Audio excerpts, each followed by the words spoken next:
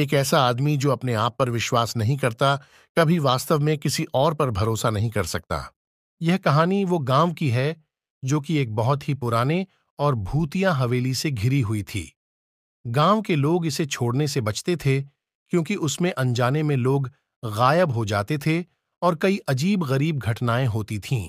एक दिन गांव का युवक नामराम और उसके दोस्त नीलकंठ गांव की इतिहास और विशेषज्ञता में रहने वाले भूतों की विशेषज्ञता की खोज करते हुए उस हवेली की ओर बढ़ते हैं।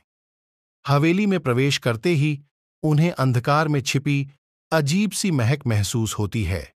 वे देखते हैं कि कोठरी में एक पुरानी महारानी की मूर्ति है जो उनके सामने अचानक जिंदा हो जाती है। महारानी उनसे कहती है कि वह और उनके दोस्तों को इस कोठरी में अपने भूतिया राज्य में बंद कर दिया गया है।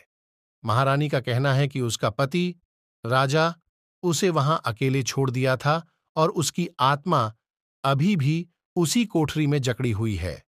उसने राजा की मूर्ति के रूप में उन्हें देखा है, लेकिन उसे मुक्ति के लिए एक विशेष प्रायश्चित की आवश्यकता है। वे मिलकर अपने विचारों को साझा करते हैं और एक पुरानी पुस्तक से एक प्राचीन मंत्र का पता लगाते हैं जिसकी सहायता से वे राजा और महारानी की आत्माओं को मुक्त करने के लिए प्रयास करते हैं। धीरे धीरे उसने हवेली का रहस्यमय इतिहास और उसकी भूतिया कहानी का पता लगाया। एक पुरानी दादी की कहानी जिसने अपने पति द्वारा वश में किए गए उसके नियंत्रण की कठोरता से पीड़ित होकर खुदकुशी कर ली थी।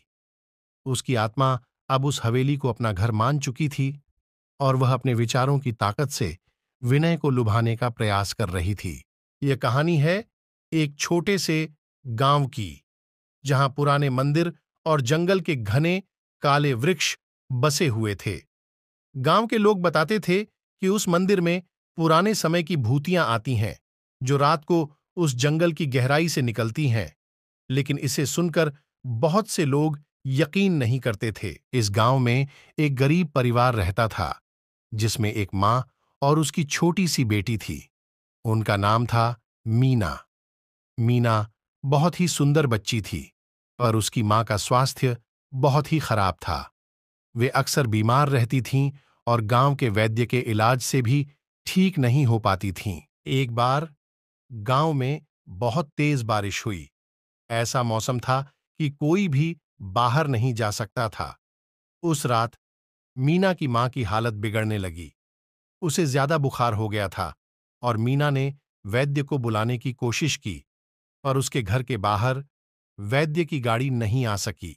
जब रात ढेर हो गई तो मीना ने अंधेरे में वैद्य के पास भागने का फैसला किया। वह जंगल के रास्ते चल पड़ी, जहां उसे मंदिर के पास से गुजरना पड़ा। रास्ते में वह बहुत डरी हुई थी, पर उसने अपनी मां के लिए साहस जुटा लिया। जब वह मंदिर के पास पहुंची तो वहां से अजीब आवाजें आने लगीं। उसने देखा कि मंदिर के दरवाजे पर कोई रक्त चिंता लिखी हुई थी और अंदर से एक अंधेरा सा धुंध आ रहा था।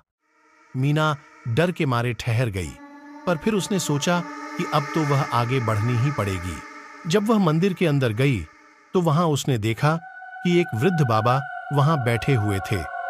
उसने बाबा से अपनी मां के इलाज के लिए प्रार्थना की। बाबा ने मीना को एक जादुई चाबी दी और कहा कि यह तेरी मां को ठीक कर देगी, पर इसे बस एक ही रात के लिए इस्तेमाल करना होगा।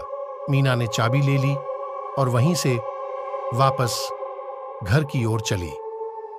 जब वह अपने घर पहुंची तो उसने वैद्य को चाबी दी और कहा कि इसे उसकी मां के पास रखें। वैद्य ने चाबी का इलाज किया और मीना की मां को बचा लिया। इस कहानी से सबक यह है कि कभी-कभी हमें अपने भय से लड़ना पड़ता है और अपने प्यारे के लिए हमें अपनी हदें पार करनी पड़ती है। यह कहानी मीना की साहस, प्रेम और विश्वास की कहानी है।